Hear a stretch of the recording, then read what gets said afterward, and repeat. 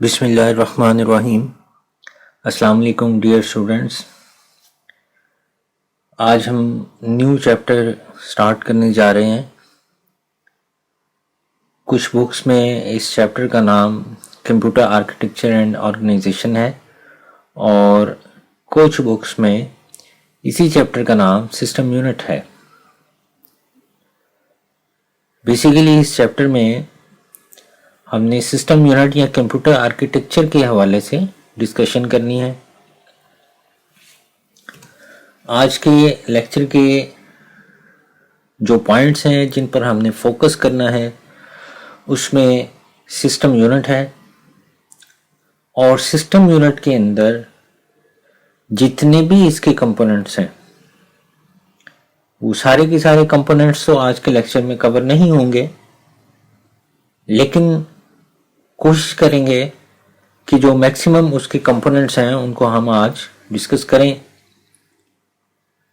जिनमें मदरबोर्ड है, प्रोसेसर है, सिस्टम क्लॉक है, इंस्ट्रक्शन सेट के हवाले से डिस्कशन है और पाइपलाइनिंग के हवाले से है। ये पॉइंट्स ज़्यादा हैं, मुमकिन है कि आज के लेक्चर में ये सारे पॉइंट्स वो कवर ना हो। कोशिश करेंगे मैक्सिमम पॉइंट्स जो वो कवर हों, जो रह जाएंगे वो फिर हम नेक्स्ट लेक्चर में डिस्कस कर लेंगे।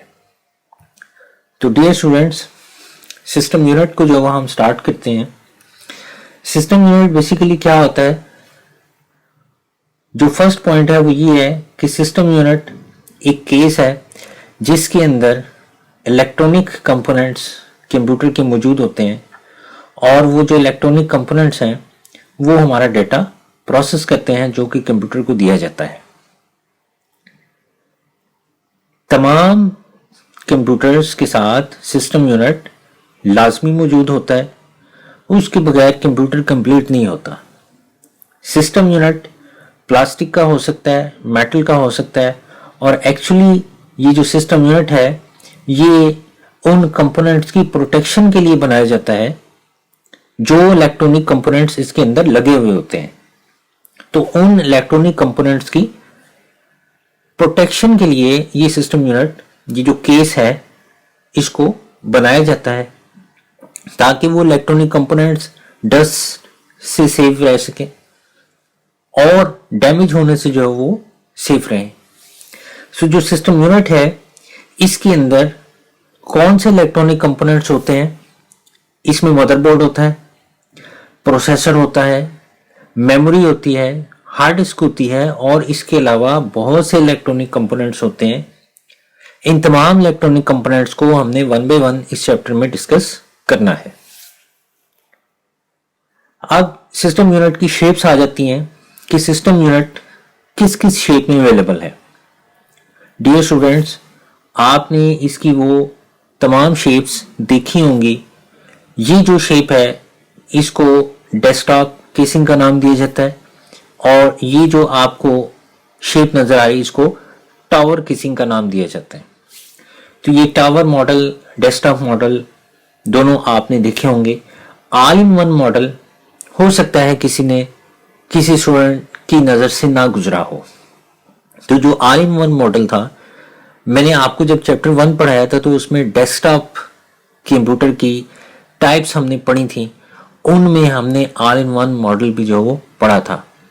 Actually all in one model में जो कंप्यूटर की जो स्क्रीन होती है, जो आउटपुट यूनिट होता है, उसके साथ ही सिस्टम यूनिट भी अटैच होता है, तो इसी उसको ऑल इन वन मॉडल का नाम दिया जाता है।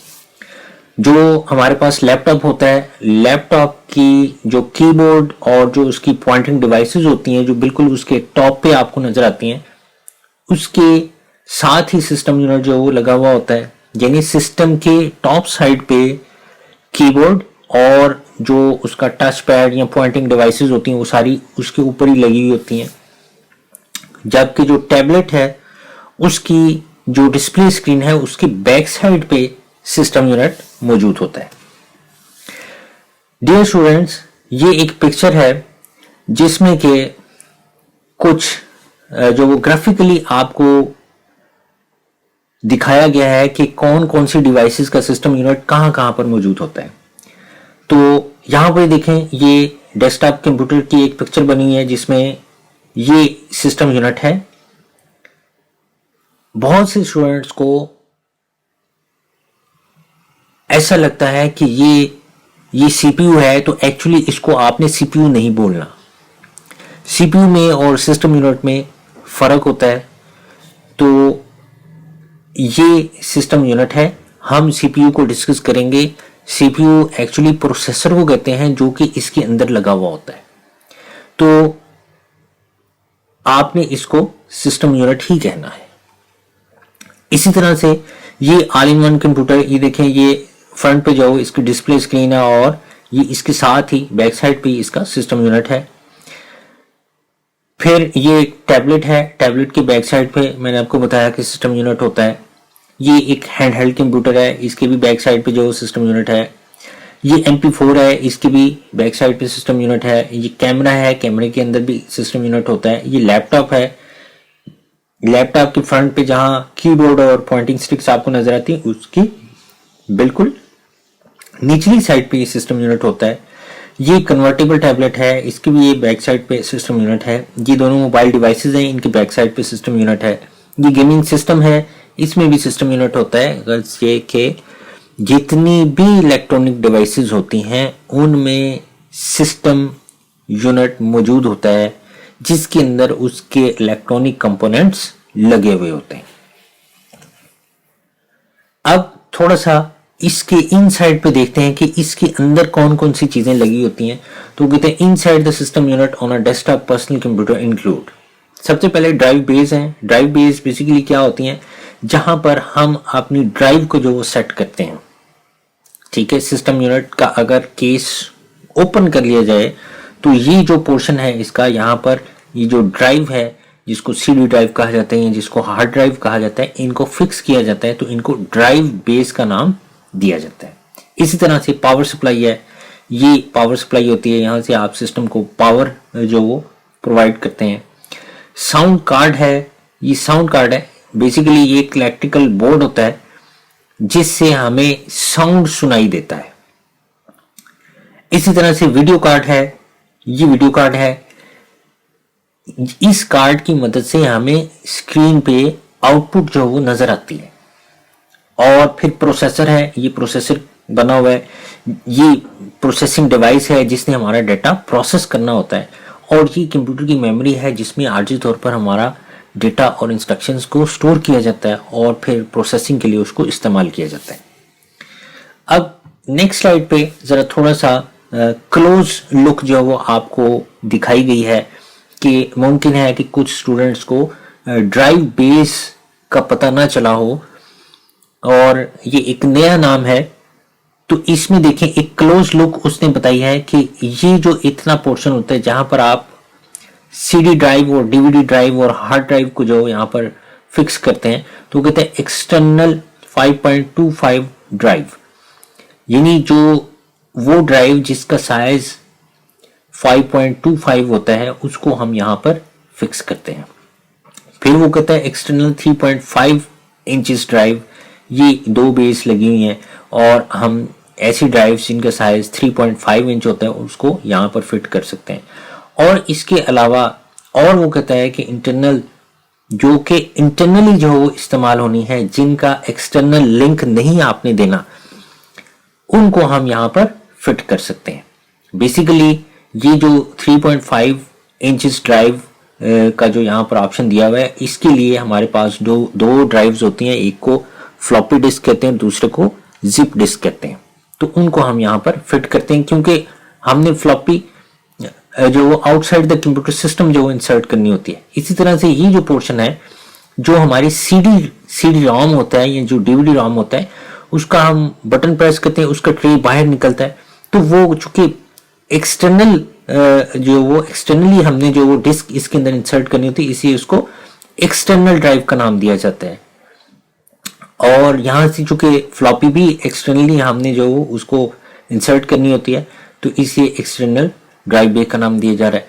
हार्ड ड्राइव जो होती है वो चूंकि इसके अंदर फिक्स होती है और वो हमने बार बार जो वो उसको निकालना नहीं है, इसलिए उसको इंटरनल बे का नाम दिया गया।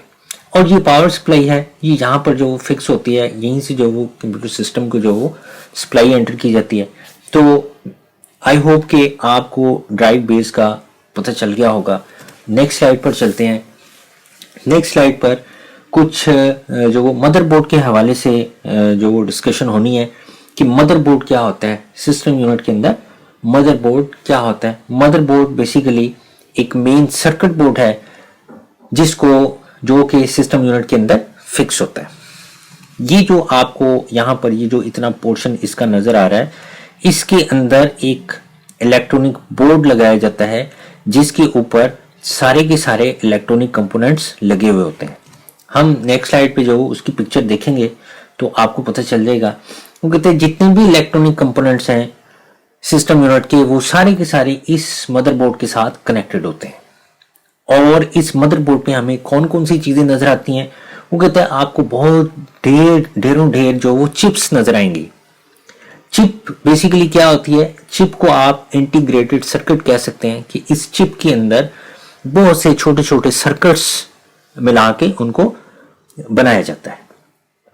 और फिर वो कहता है कि ये जो इलेक्ट्रॉनिक बोर्ड है जिसको मदरबोर्ड का नाम दिया जाता है, ये बेसिकली एक कम्युनिकेशन मीडियम है कि पूरे के पूरे कंप्यूटर ने इसी मदरबोर्ड की मदद से एक दूसरे के साथ कम्युनिकेशन करनी है। जितनी भी हमारी इनपुट डिवाइसेस होती हैं वो इसी के साथ लगी होती हैं, आउटपुट डिवाइसेस इसी मदरबोर्ड के साथ लगी होती हैं, processing devices, communication devices, storage devices, वो सारी की सारी इसी मदरबोर्ड के साथ कनेक्ट होती हैं। तो ये मेन बोर्ड है जहां से हमारा डेटा एक यूनिट से दूसरे यूनिट में आता जाता है। सो वो कहता है कि जितने भी कंपोनेंट्स हैं और जितनी भी डिवाइसेस हैं वो सारी सारी मदरबोर्ड के साथ कनेक्टेड होती हैं। मदरबोर्ड को सिस्टम बोर्ड भी कहा जाता है और इसको मेन बोर्ड का नाम भी दिया जाता है।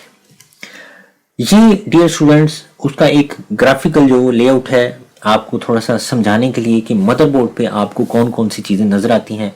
एक साइड से जो वो शुरू हो जाते हैं, ये देखें, ये इनपुट आउटपुट कनेक्टर्स हैं कि ये जो कनेक्टर्स लगे हुए होते हैं इनकी मदद से हम अपनी इनपुट और आउटपुट डिवाइसेस को इसके साथ मदरबोर्ड के साथ कनेक्ट करते हैं।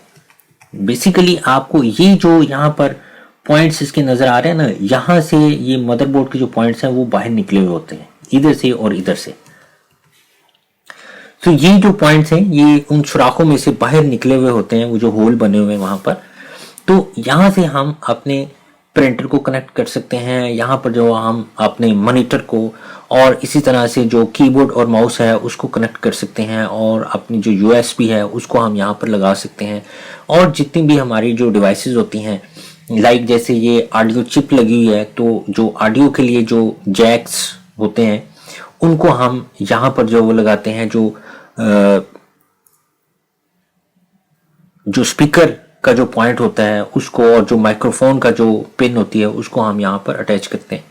इसी तरह से और थोड़ा सा आगे आ जाए तो कहते हैं मदरबोर्ड पावर सप्लाई कनेक्टर, कि ये मदरबोर्ड को, क्योंकि ये एक इलेक्ट्रॉनिक बोर्ड है, इसको सप्लाई की जरूरत होती है, इलेक्ट्रिक पावर की जरूरत होती है।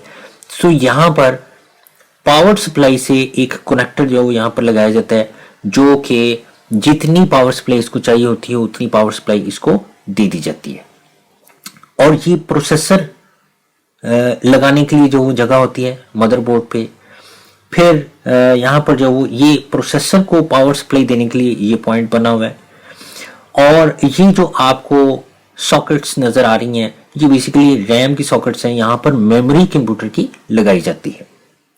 फिर इसी तरह से और भी जो यहाँ पर आपको कुछ पॉइंट्स जो वो नजर आ रहे हैं, जहां पर वो कहता है कि डिस्क ड्राइव और फ्लॉपी डिस्क ड्राइव की कनेक्टर्स हैं, इनको पावर सप्लाई देने के लिए इनको इस्तेमाल किया जाता है। ये बायोस लगी हुई है और यहाँ पर कुछ जंपर्स लगे हुए हैं जो कि जो वो डिवाइसेस की परसेंट्स को जो वो शो करते हैं कि वो हिडन होगी या कि वो दिखाई जाएगी सिस्टम के अंदर जो यूजर को। इसी तरह से ये कुछ चिप्स और भी लगी होती हैं, और ये जो आपको सॉकेट्स नजर आ रही हैं ये एक्सपेंशन स्लॉट्स हैं कि अगर आप अपने सिस्टम की कैपेबिलिटी को इन्हांस करना चाहते हैं तो वो फर्दर जो आप इनके अंदर सर्किट बोर्ड्स लगा सकते हैं, सर्किट कार्ड लगा सकते हैं, और अपनी सिस्टम की वर्किंग को एनहांस कर सकते हैं। तो ये एक जो वो ग्राफिकल लेआउट था मदरबोर्ड का कि किस तरह से जो वो मदरबोर्ड के अंदर जो वो इलेक्ट्रॉनिक कंपोनेंट्स लगे हुए होते हैं। ये जो नेक्स्ट स्लाइड है जी, ये अब रियल मदरबोर्ड की पिक्चर है, जहां पर आपको ये देखें, ये सारा दिखाया गया कि ये एक मदरबोर्ड है और आपको इस पर बेशुमार जो इलेक्ट्रॉनिक कंपोनेंट्स हैं वो लगे हुए नजर आ रहे हैं। इसमें कुछ ये जो कैपेसिटर्स लगे हुए हैं और बेशुमार जो इसमें ये चिप्स लगी हुई हैं। और यहाँ पर वो कहते हैं कि ये प्रोसेसर लगाने के लिए जगह है, ये मेमोरी की स्लॉट्स हैं, ये सीमॉस बैटरी है, और ये इनपुट और आउटपुट या स्टोरेज डिवाइसेस को लगाने के लिए ये पॉइंट्स बने हुए हैं, और ये वो एक्सपेंशन स्लॉट्स हैं, ये बायोस है। तो ये जितने भी इलेक्ट्रॉनिक कंपोनेंट्स हैं इनको हमने वन बाय वन डिस्कस करना है कि ये किस तरह से काम करते हैं, इनका काम क्या है, और वन बाय वन जो हम इसको जो डिस्कस करेंगे। सबसे पहले हमारे पास प्रोसेसर आ जाता है जी। प्रोसेसर एक प्रोसेसिंग डिवाइस है जिसने कि हमारा सारा डाटा जो प्रोसेस करना है। सो कहते हैं प्रोसेसर को सेंट्रल प्रोसेसिंग यूनिट या इसको सीपीयू भी कहते हैं। The processor also called a central processing unit CPU interprets and carries out the basic instructions. Interpret कहते हैं ट्रांसलेट करना, कैरी कहते हैं एक जगह से दूसरी जगह कमांड्स को भेजना या जो इंस्ट्रक्शंस हैं। तो बेसिकली जो सीपीयू है उसने हमारी दी हुई जो सेट ऑफ इंस्ट्रक्शंस होती हैं उनको ट्रांसलेट करना है, और ट्रांसलेट करने के बाद जो भी उसके लिए अप्रोप्रिएट एक्शन है, जो भी उसके लिए उसने कोई कमांड इशू करनी है, वो कमांड जो वो इशू करता है और हमारी सेट ऑफ इंस्ट्रक्शंस को इंटरप्रेट करता है। तो जितने भी ऑपरेशंस हैं कंप्यूटर के अंदर वो सारे के सारे सीपीयू ने परफॉर्म करने होते हैं। सीपीयू के अंदर वो कहते हैं सीपीयू के दो पार्ट्स हैं, एक को कंट्रोल यूनिट कहा जाता है और दूसरे को अरिथमेटिक एंड लॉजिक यूनिट का नाम दिया जाता है। कंट्रोल यूनिट को शॉर्टली जो वो सीयू कहते हैं और अरिथमेटिक एंड लॉजिक यूनिट को एएलयू का नाम दिया जाता है। सीपीयू को ब्रेन का नाम भी, ब्रेन भी है, ये कंप्यूटर का ब्रेन है जी, इसको हम कंप्यूटर का ब्रेन कहते हैं, और इसके बगैर जो सीपीयू के बगैर कंप्यूटर जो वो काम नहीं कर सकता। तो वो कहते हैं कि तमाम जो कंप्यूटर्स हैं उनके अंदर सीपीयू होता है, सीपीयू के बगैर जो वो कोई भी कंप्यूटर जो वो काम नहीं कर सकता। और ये कहां पर आपको नजर आता है जी, ये आपको मदरबोर्ड पे नजर आता है। मैंने आपको अभी भी पिक्चर इसकी दिखाई कि जो सॉकेट लगी हुई है यहां पर प्रोसेसर को लगाया जाता है, और अगर प्रोसेसर नहीं होगा तो प्रोसेसिंग कौन करेगा, यानी कंप्यूटर चलेगा ही नहीं। प्रोसेसर के हवाले से फर्दर हमने जो डिस्कशन अपनी जो जारी रखनी है, कहते हैं जितने भी फंक्शंस हैं, all functions of the processor usually are on a single chip in a personal computer, कि जितने भी फंक्शनैलिटी है वो एक पर्सनल कंप्यूटर के अंदर जो प्रोसेसर होता है उसके अंदर एक सिंगल चिप होती है, एक माइक्रो चिप होती है, जिसके अंदर के वो सारी फंक्शनैलिटी जो वो बंद होती है, जिसको मैन्युफैक्चरिंग के दौरान जो वो बना दिया जाता है कि ये प्रोसेसर है और इसने ये काम करने हैं। सो वो कहते हैं single chip that contain two और more separate processor is known as multi core processor. अब वो कहते हैं कि कुछ हमारे पास प्रोसेसर ऐसे आए थे जिनको सिंगल कोर का नाम दिया गया, वो सिंगल कोर प्रोसेसर थे, उनके अंदर एक ही माइक्रोचिप होती थी। कुछ ऐसे प्रोसेसर आए जिनको डुअल कोर प्रोसेसर का नाम दिया गया कि वो प्रोसेसर के अंदर एक नहीं बल्कि दो माइक्रोचिप्स लगाई गई थी, और वो दोनों माइक्रोचिप्स जो है वो दो अलग अलग प्रोसेसर्स को शो करती थी। होती वो एक ही प्रोसेसर चिप थी लेकिन उसके अंदर दो जो वो कोर्स लगा दिए गए थे, तो इसी उसको ड्यूल कोर का नाम दिया गया। और इसी तरह से मल्टी कोर प्रोसेसर भी जो वो इंट्रोड्यूस करवाए गए, लाइक क्वाड कोर है, और इसी तरह से और भी जो हेक्सा कोर भी जो इंट्रोड्यूस करवाया गया कि मल्टीपल कोर्स इसके अंदर लगा दी गई ताकि वर्किंग जो वो पहले से ज्यादा अच्छी जो प्रोसेसर परफॉर्म कर सके। इनको हम फर्दर जो आगे कंटिन्यू करेंगे कि जो हमारे पास कोर्स हैं इनका क्या मतलब है। ये देखें जी, ये एक प्रोसेसर है जिसके अंदर एक ही माइक्रोचिप लगी हुई है, और जो हमारे अर्ली स्टेज पर कंप्यूटर्स आए थे गालिबन 98 में या 99 में जो कंप्यूटर्स आए थे जिनको पेंटियम कंप्यूटर का नाम दिया गया था, तो उनके अंदर एक सिंगल जो वो प्रोसेसर चिप थी। और फिर उसके बाद 2000 के बाद जो फिर मल्टी कोर प्रोसेसर जो इंट्रोड्यूस करवाए गए, जिनके अंदर 2 माइक्रो प्रोसेसर चिप्स जो लगा दी गई थी। ये देखें, ये एक प्रोसेसर की चिप नजर आ रही है आपको, और इसके अंदर ये 2 छोटी माइक्रो चिप्स लगाई गई हैं जो कि अलग अलग प्रोसेसर को शो करती हैं। तो इसको मल्टी कोर प्रोसेसर या इसको ड्यूल कोर प्रोसेसर का नाम दिया गया था, क्योंकि 2 चिप्स थी इसलिए ड्यूल कोर इसको कहा गया। फिर क्वाड कोर प्रोसेसर जो वो इंट्रोड्यूस करवाया गया, इसके अंदर 4 प्रोसेसर के जो वो कोड लगा दी गई थी, इसको क्वाड कोर कहा गया। फिर इसी तरह से और भी ये जैसे जैसे डेवलपमेंट होती गई, तो डिफरेंट जो कोर्स थे, मल्टीपल कोर्स जो थे वो प्रोसेसर के अंदर जो वो लगाए गए, ताकि इसकी वर्किंग को जो वो बेहतर बनाया जा सके। हमारे पास आगे जो वो प्रोसेसिंग आएगी, पैरेलल प्रोसेसिंग, तो उसमें हम इसको फिर जो डिटेल से स्टडी करेंगे। आपको मैं थोड़ा सा जो वो यहाँ पर बता दूं कि एक सिंगल प्रोसेसर चिप जो है, आप यूं समझ लें कि बिल्कुल वैसे ही है जिस तरह से मैं एक स्टूडेंट को एक पेज लिखने के लिए दे देता हूं, और अगर वो पेज अपना आधे घंटे में कंप्लीट करता है, तो वही पेज जब ड्यूल कोर यानी 2 स्टूडेंट्स को दिया जाएगा और कहा जाएगा कि ये हाफ पेज एक स्टूडेंट ने करना है, हाफ दूसरे ने करना है, तो ड्यूल कोर प्रोसेसर ये करता था कि 2 एक्चुअली माइक्रोचिप्स होती थी। सो जो हमारा वो सारा काम एक प्रोसेसर चिप ने करना है, यहां पर वो दोनों मिलके काम करती थी। हाफ काम ये चिप करती थी, हाफ ये करती थी, तो वो डिवाइड हो जाता था। तो वो काम जो आधे घंटे में होना था वो आप 15 मिनट में हो जाएगा। यहां पर वही काम 4 हिस्सों में डिवाइड हो जाएगा, और 4 जो माइक्रो प्रोसेसर की चिप्स हैं वो पैरेलली जो वो इसमें वर्किंग करेंगी, और हो सकता है कि वो जो 15 मिनट में काम होना था वो आप बहुत ज्यादा जल्दी जो है वो काम हो जाए, 10 मिनट में हो जाएगा। इसी तरह से ये जो कोड्स जो बढ़ती गई, और वैसे वैसे उसकी स्पीड जो वो इंक्रीज होती गई। ये प्रोसेसर का जो फ्रंट है वो आपको दिखाया जा रहा है, Core i7, ये इंटेल जो ब्रांड है, और ये इसकी बैक साइड पे जो इसकी बैक साइड पे वहां पर आपको ये दिखाया जा रहा है कि ये इसकी बारीक बारीक सी जो वो लेग्स हैं, और ये जो लेग्स हैं ये उस सॉकेट के अंदर जो फिट आ जाती हैं। जो माइक्रो प्रोसेसर की चिप होती है वो ये इसकी इनसाइड पे होती है यहाँ पर। तो अगर कभी आपको सिस्टम में लगाने का इत्तेफाक हो तो आपने इस चीज का ख्याल रखना है कि यहाँ पर इस कोने में देखें तो ये एक ट्रायंगल जो है वो खाली है, बाकी की सारी जो कॉर्नर्स हैं वो इसके फिल हैं।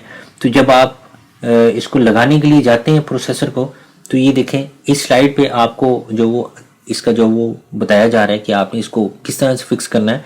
ये इसकी नॉब होती है, इसको ओपन कर लिया जाता है। ये देखें यहाँ पर ये इसने ओपन कर लिया है, और इस प्रोसेसर को जो है उसने यहाँ पर फिक्स किया है।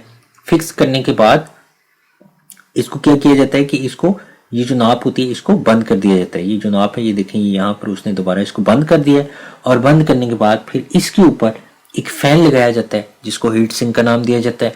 हमने आगे चल के इन स्लाइड्स में जो इसको भी डिस्कस करना है, और इसको जो फिक्स कर दिया जाता है। फिर बेसिकली जो प्रोसेसर है ये जब प्रोसेसिंग करता है तो बहुत ज़्यादा हीट जो वो जनरेट होती है, तो उस हीट को एब्जॉर्ब करने के लिए ये जो फैन है, ये जो हीट सिंक है, इसको प्रोसेसर के ऊपर फिक्स किया जाता है। अगर ये फैन नहीं होगा तो इसका कोई अल्टरनेट होगा। बहरहाल ये जब हमारे पास सिस्टम आएगा प्रोसेसर कूलिंग का, तो हम उसमें जो इसको डिस्कस करेंगे। आगे ये थोड़ा सा आर्किटेक्चर है कि कंप्यूटर हमारा डाटा प्रोसेस किस तरह से करता है। तो यहाँ पर देखें ये इनपुट डिवाइस है, लाइक जैसे कीबोर्ड है। कीबोर्ड से आपने डाटा जो है वो एंटर किया, तो वो डाटा डायरेक्टली कहां पर जाता है, कंप्यूटर की मेमोरी में जाता है। मेमोरी से इंस्ट्रक्शंस और डाटा और इंफॉर्मेशन जो है वो कंट्रोल यूनिट के पास, प्रोसेसर के पास चली जाती हैं। जो प्रोसेसर है इसके 2 पार्ट्स मैंने आपको बताया, एक कंट्रोल यूनिट है, दूसरा अरिथमेटिक एंड लॉजिक यूनिट है। तो यहाँ पर डाटा, ये जो प्रोसेसर है ये डाटा किससे लेता है, ये मेमोरी से लेता है। मेमोरी से डाटा लेने के बाद उसको प्रोसेस करता है, प्रोसेस करने के बाद दोबारा मेमोरी के पास वापस भेज देता है, और फिर वो डाटा जो प्रोसेस्ड फॉर्म में आ जाता है, जिसको इंफॉर्मेशन कहते हैं, वो आउटपुट डिवाइस यानी जो मॉनिटर होता है उसके पास चला जाता है, हमें वहां पर नजर आता है। और फिर उसी डेटा की कॉपी अगर हम सेव करना चाहते हैं तो वो मेमोरी से ही स्टोरेज डिवाइस यानी जो हमारी हार्ड डिस्क या जो यूएसबी वगैरह जो होती है फ्लैश मेमोरी, उस पर हम डेटा स्टोर करते हैं, तो वो मेमोरी से ही जो है वहां पर शिफ्ट होता है। तो अब देखें, मेमोरी जो है वो कंप्यूटर की मोस्ट इंपॉर्टेंट है। अगर मेमोरी किसी वजह से डिसऑर्डर हो जाती है तो प्रोसेसर आइटम्स नहीं ले सकेगा। जब प्रोसेसर आइटम नहीं लेगा तो प्रोसेस नहीं कर सकेगा, हमें शो ऑफ नहीं होगी, और जब शो ऑफ नहीं होगी तो हम उसको स्टोर भी नहीं कर सकेंगे। तो जो मेमोरी और जो प्रोसेसर है, ये मोस्ट इंपॉर्टेंट कंपोनेंट्स हैं सिस्टम में। अगर ये दोनों किसी वजह से खराब हो जाते हैं तो सिस्टम जो हो, दोनों में से कोई एक चीज भी खराब हो जाती है तो सिस्टम जो हो नहीं चलेगा। आई होप कि आपको कंप्यूटर का आर्किटेक्चर जो समझ आ गई होगी कि कंप्यूटर में हमारा डाटा किस तरह से प्रोसेस होता है। कभी ऐसा नहीं हो सकता कि कंप्यूटर जो मेमोरी में आने की बजाय डायरेक्ट प्रोसेसर के पास चला जाए, ऐसे नहीं होता। हमेशा हमारा डाटा मेमोरी में आता है और मेमोरी से जो डाटा जो वो प्रोसेसर लेता है, उसको प्रोसेस करता है और फिर जो वो हमें आउटपुट पे जो शो करता है। हम आगे चल के डाटा जो रिप्रेजेंटेशन की स्लाइड्स पढ़ेंगे जिसमें आपको पता चलेगा कि आप कीबोर्ड से जब कोई भी की प्रेस करते हैं तो वो डाटा हमें आउटपुट स्क्रीन पे किस तरह से नजर आता है। तो उसमें ये चीजें जो दोबारा से जो इलैबोरेट हो जाएंगी। अच्छा जी, आगे प्रोसेसर के पार्ट्स के हवाले से हमने थोड़ी सी डिस्कशन करनी है कि प्रोसेसर के हमारे पास दो पार्ट्स होते हैं। एक वो कहता है अरिथमेटिक एंड लॉजिक यूनिट है जिसको एएलयू कहा जाता है, और दूसरा कंट्रोल यूनिट है जिसको सीयू कहा जाता है। तो वो कहता है कि जो कंपोनेंट्स हैं ये आपस में जो वो मिलके जो सारी की सारी जो प्रोसेसिंग है वो परफॉर्म करते हैं। हमने थोड़ा सा जो इस स्लाइड को डिस्कस किया था। अरिथमेटिक एंड लॉजिक यूनिट क्या करता है? अरिथमेटिक एंड लॉजिक यूनिट के भी बेसिकली वो कहता है कि दो पार्ट्स हैं। वो कहता है कि जितनी भी एग्जीक्यूशन होती है इंस्ट्रक्शंस की, वो सारी की सारी यहीं पर जो वो एग्जीक्यूट होती है। जो आपकी मैथमेटिकल इंस्ट्रक्शंस होती हैं वो सारी यहीं पर जो है एग्जीक्यूट होती हैं। वो कहते हैं जितनी भी अरिथमेटिक और लॉजिक ऑपरेशंस हैं वो सारे एएलयू में परफॉर्म होने हैं जी। अरिथमेटिक यूनिट के अंदर कौन कौन से ऑपरेशंस परफॉर्म होने, एक वो कहते हैं एडिशन है, सब्ट्रैक्शन है, मल्टीप्लिकेशन है और डिवीजन है। यानी मैथमेटिक्स बेसिक जो मैथमेटिक के जो ऑपरेशंस हैं वो सारी किस में परफॉर्म होने, अरिथमेटिक यूनिट में। और लॉजिक यूनिट क्या करता है? ये कंपैरिजन करता है। वो कहता है जब दो वैल्यूज को आपने कंपेयर करना है तो वो जो कंपैरिजन है वो बेसिकली लॉजिक यूनिट में होता है। लाइक जैसे आपने कहा कि आया जो फर्स्ट वैल्यू जो है वो ग्रेटर है या इक्वल है या लेस है या इक्वल नहीं है, तो ये जो कंपैरिजन है ये लॉजिक यूनिट में परफॉर्म होता है। फिर उसके बाद वो कहते हैं कंट्रोल यूनिट क्या करता है? वो कहते हैं कंट्रोल यूनिट एक इंपॉर्टेंट जो वो कंपोनेंट है सीपीयू का, इसने सुपरवाइजर का काम जो वो करना है। क्या काम करना है? सुपरवाइजर का काम करना है। इसने सुपरवाइज करना है कि कौन सी इंस्ट्रक्शन कब जो वो इशू की जाएगी। सो वो कहता है does not execute program instructions by itself. खुद जो ये कोई इंस्ट्रक्शन जो एग्जीक्यूट नहीं करता, एक्चुअली इसने डायरेक्शंस देनी है और वो जो डायरेक्शंस हैं वो फिर फर्दर जो वो हमारी वर्किंग परफॉर्म करती हैं। सो ये कोई भी जो प्रोग्राम डायरेक्टली एग्जीक्यूट नहीं करता, इसने डायरेक्शंस देनी है। It directs and coordinate most of the operations in the computer. उसके बाद वो कहता है कि it perform this task by issuing the necessary commands. जैसे कि मैंने आपको कहा कि जो भी हम इंस्ट्रक्शन देते हैं उसको ये इंटरप्रेट करता है और इंटरप्रेट करने के बाद जो नेसेसरी कमांड्स होती हैं वो कमांड्स इशू करता है डिफरेंट कंपोनेंट्स को कि तुमने ये काम करना है, तुमने ये काम करना है। और फिर वो कमांड जब उस कंपोनेंट को मिलती है तो वो वैसी जो वर्किंग परफॉर्म कर देता है। सो कंट्रोल यूनिट के अंदर क्या होता है? इसके अंदर क्लॉक पल्सेस होते हैं। ये क्लॉक पल्सेस को जो जनरेट करता है और इसके क्लॉक पल्सेस के जनरेट होने से हमारी जितनी भी प्रोसेसर की जो वर्किंग है वो रेगुलेट होती है। हमारे सिस्टम के अंदर जितने भी ऑपरेशंस होते हैं उन सारे ऑपरेशंस को इन क्लॉक पल्सेस की मदद से जो कंट्रोल किया जाता है। अब वो क्लॉक पल्स क्या होती है हम आगे चल के सिस्टम क्लॉक को जो डिस्कस करेंगे तो उसमें आपको ये जो टॉपिक क्लियर हो जाएगा। अब आ जाते हैं हमारे पास के जो प्रोसेसर है वो किस तरह से जो वर्किंग किस तरह से करता है। तो वो कहता है कि 4 जो बेसिक हमारी जो इंस्ट्रक्शंस होती हैं, जैसा कि आपने चैप्टर 1 में मशीन साइकिल पढ़ा था, तो वही मशीन साइकिल जो वंस अगेन यहाँ पर जो आ गया है कि जो इंस्ट्रक्शंस हैं वो पहले जो है मेमोरी से फेच की जाती हैं और फेच करने के बाद जो है उनको डिकोड किया जाता है, उनको समझा जाता है कि क्या करने के लिए कहा गया, और फिर डिकोड करने के बाद उसको एग्जीक्यूट किया जाता है, यानी उसको रन किया जाता है, और रन करने के बाद फिर वो उसको स्टोर भी करता है। ये एक जो एग्जांपल यहाँ पर दी गई कि फॉर एग्जांपल आपने कीबोर्ड से जो डेटा एंटर किया वो था 100 × 48। सो वो जो है वो जो डेटा था ये आपका मेमोरी के अंदर गया और मेमोरी से इसको फेच कर लिया गया। फेच करने के बाद ये कंट्रोल यूनिट के पास आ गया और कंट्रोल यूनिट ने इसको जो डिकोड किया कि एक्चुअली प्रॉब्लम जो वो क्या है, क्या करने के लिए कहा गया है। तो वो फिर अंडरस्टैंड करता है कि इसको हमने मल्टीप्लाई करना है।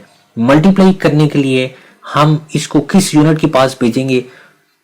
अब आपको मैंने बताया कि जितने भी मैथमेटिकल ऑपरेशंस हैं वो ALU में परफॉर्म होते हैं, तो कंट्रोल यूनिट इस इंस्ट्रक्शन को क्या कर देगा, ALU के पास भेज देगा, और जो अरिथमेटिक एंड लॉजिक यूनिट है वो इसको एग्जीक्यूट करेगा, इसका रिजल्ट जनरेट करेगा, और रिजल्ट जनरेट करने के बाद फिर इसको कंप्यूटर की जो डिस्प्ले स्क्रीन है वहां पर जो वो शो कर दिया जाएगा। तो ये सारी वर्किंग जो है ये मेमोरी के अंदर परफॉर्म हो रही होती है। मेमोरी के अंदर जो वो आपके इनिशियल और जो फाइनल रिजल्ट्स होते हैं उनको जो वहां पर स्टोर किया जाता है। तो इस तरह से वो कहता है कि ये जो मशीन साइकिल है ये प्रोसेसर कंप्लीट करता है। यानी फेच, मेमोरी से जो इंस्ट्रक्शन फेच की, फिर उसको जो वो डिकोड किया, यानी उसको डिसाइड किया कि मैंने इस इंस्ट्रक्शन को कहाँ पर भेजना है, वहां पर भेज दिया जाता है, और जो उसका स्पेसिफिक यूनिट है वो उसको एग्जीक्यूट करते हैं, यानी उसको चलाते हैं, और चलाने के बाद फिर उसको मेमोरी के अंदर स्टोर करते हैं, और स्टोर होते ही वो हमें आउटपुट स्क्रीन पर डिस्प्ले कर दी जाती है।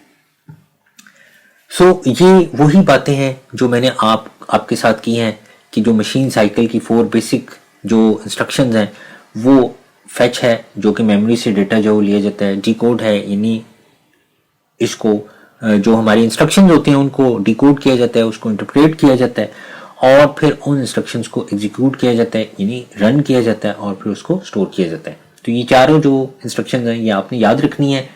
इनको आगे जो डिटेल के साथ यहाँ पर लिखा गया है, अगर आपने याद करना है तो आप यहाँ से जो लर्न कर सकते हैं, आपको बुक पे जाने की ज़रूरत नहीं है। यहाँ पर वो सारी डिटेल जो लिख दी गई है, जो चीज़ें मैंने आपके साथ एक्सप्लेन की है वो सारी जो यहाँ पर फैच में, डिकोड में और एग्जीक्यूट और जो स्टोरिंग का जो इंस्ट्रक्शन है उसके अंदर जो यहाँ पर राइट डाउन किया गया है, आप इसको लर्न कर सकते हैं। लास्ट पॉइंट में आपके साथ डिस्कस करूंगा जो इंस्ट्रक्शन टाइम है वो क्या होता है। वो कहता है कि time required to fetch and decode instruction is called instruction time, या आई टाइम इसको कहते हैं। वो कहता है कि फैच और डिकोड करते हुए जितना टाइम लगता है उसको इंस्ट्रक्शन टाइम का नाम दिया जाता है। और वो कहता है कि वो टाइम जो कि एग्जीक्यूट और स्टोर करने के लिए लगता है उसको एग्जीक्यूशन या ई टाइम का नाम दिया जाता है। ये पॉइंट्स हैं, ये आपने याद रखने हैं। इस तरह के जो पॉइंट्स होते हैं ये अक्सर एमसीक्यूज में रिपीट हो जाते हैं। और प्रोसेसर कूलिंग के हवाले से जो हमारे पास आगे फर्दर जो नेक्स्ट स्लाइड है कि प्रोसेसर कूलिंग क्या होती है। मैंने आपको बताया कि जो प्रोसेसर कूलिंग है वो बहुत इंपॉर्टेंट है। जब प्रोसेसर वर्किंग कर रहा होता है, जब वो हमारी प्रॉब्लम्स को सॉल्व कर रहा होता है, तो उससे बहुत ही ज़्यादा हीट जो वो जनरेट होती है। तो चांस होता है कि अगर उस हीट को किस तरह से एब्जॉर्ब नहीं किया जाएगा तो जो प्रोसेसर है वो बर्न हो जाएगा, जल जाएगा, वो डैमेज हो जाएगा। तो जो बहुत सी कंप्यूटर्स हैं इसके लिए कूलिंग सिस्टम जो वो प्रोसेसर के लिए जो प्रोवाइड करते हैं, उसके अंदर जो कूलिंग सिस्टम है उसमें जो एक तो हीट सिंक है, कूलिंग फैंस हैं, और लिक्विड कूलिंग की जो टेक्नोलॉजी है वो जो इसकी हीट को जो वो कम करने के लिए इस्तेमाल की जाती है।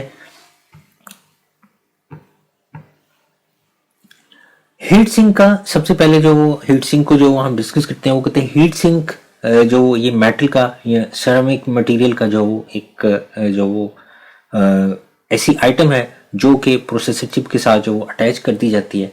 और ये क्या करती है कि ये प्रोसेसर चिप जो हीट जनरेट करती है ये उस हीट को एब्जॉर्ब करती है और फिर जो उसको एयर में जो वो डिस्प्रेस कर देती है।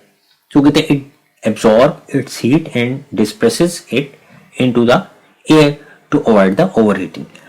प्रोसेसर अगर ओवरहीट हो जाएगा तो फिर सिस्टम के पास सिस्टम को बचाने के लिए बस एक ही ऑप्शन होती है कि वो फौरन अपने आप को बंद कर दे।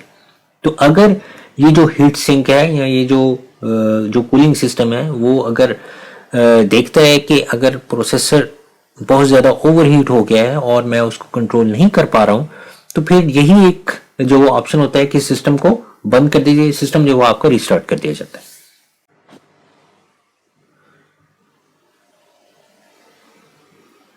Many heat sinks also have the fans। बहुत सारे जो हीट सिंक्स हैं उनके साथ फैन भी लगा हुआ होता है, जो कि हीट जो जनरेट होती है, जो प्रोसेसर जनरेट करता है, जो उसकी जो प्रोसेसर चिप है वो जो हीट जनरेट करती है, वो जो हीट सिंक है वो फैन की मदद से उसको एयर में जो हवा में तहलील कर देते हैं। अब हमने नेक्स्ट स्लाइड पे जो जाना है और नेक्स्ट स्लाइड पे कुछ जो हीट सिंक के हवाले से और जो हमने चीज़ें डिस्कस करनी है।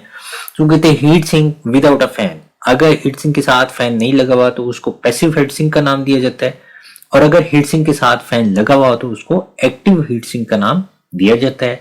हीट सिंक और वो कहते हैं जो कूलिंग फैंस हैं ये नॉर्मली जो प्रोसेसर के ऊपर जो हो इनको जो हो इंस्टॉल किया जाता है।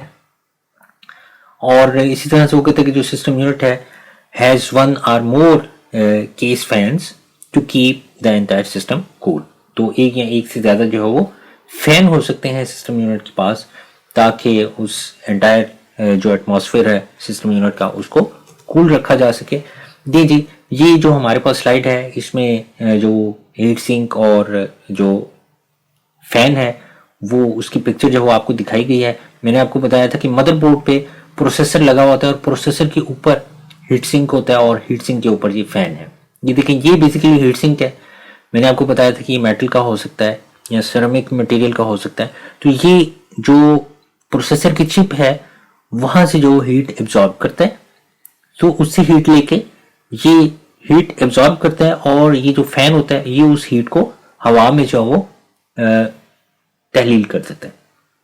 और इसी तरह से ये लिक्विड कूलिंग जो सिस्टम होता है, जो कि लिक्विड कूलिंग आप यूँ समझ लें कि ये मूव होती रहती है सिस्टम्स के अंदर, और जो फैन होते हैं वो उसको जो वो ठंडा रखती है। कूलिंग पैड्स हैं जो कि आमतौर पे जो हमारे लैपटॉप कंप्यूटर्स हैं उनके नीचे लगाए जाते हैं। ऐसे लैपटॉप कंप्यूटर्स जो कि प्रॉपरली जो वो सिस्टम यूनिट को कूल नहीं रख सकते, उनके नीचे ये कूलिंग पैड जो वो लगा दिए जाते हैं। ज़रा थोड़े से जो वो सरफेस से ऊंचे होते हैं और जो हीट जो वो नीचे जो वो बन रही होती है उस सारी सारी हीट को एब्जॉर्ब करते हैं डाउन साइड पे। जी लिक्विड कूलिंग को जो वो हमने आगे जो डिस्कस करना है वो कहते हैं कुछ ऐसे कंप्यूटर्स हैं जिनमें लिक्विड कूलिंग जो वो इस्तेमाल होती है, और वो कहता है कि it circulates the liquid through tubes in the system to carry the heat away from the processor. यानी ट्यूब्स की मदद से जो लिक्विड है, कूलिंग लिक्विड जो है वो सर्कुलेट करता रहता है और जो प्रोसेसर है उससे हीट को जो वो अलग रखा जाता है। कूलिंग पैड्स हैं जो कि फर्दर जो वो लैपटॉप की जो हीट जनरेट होती है, सिस्टम यूनिट जो हीट जनरेट करता है उसको जो रिड्यूस करने के लिए इनको इस्तेमाल किया जाता है।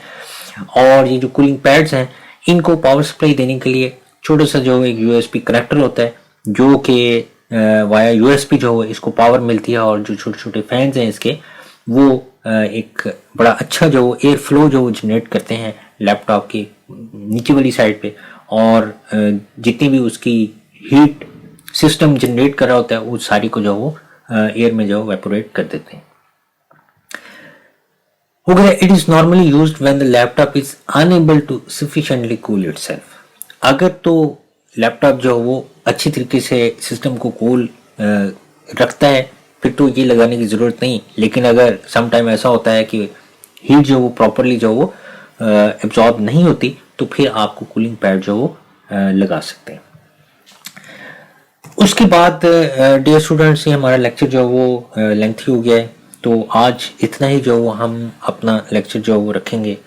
फर्दर जो इसके टॉपिक्स हैं वो हम नेक्स्ट लेक्चर में जो डिस्कस करेंगे। तो आपके जो क्वेश्चंस हैं उनका जो कमेंट्स हैं उनमें मुझे इंतज़ार रहेगा। इसको इस तरीके से आपने लर्न करना है।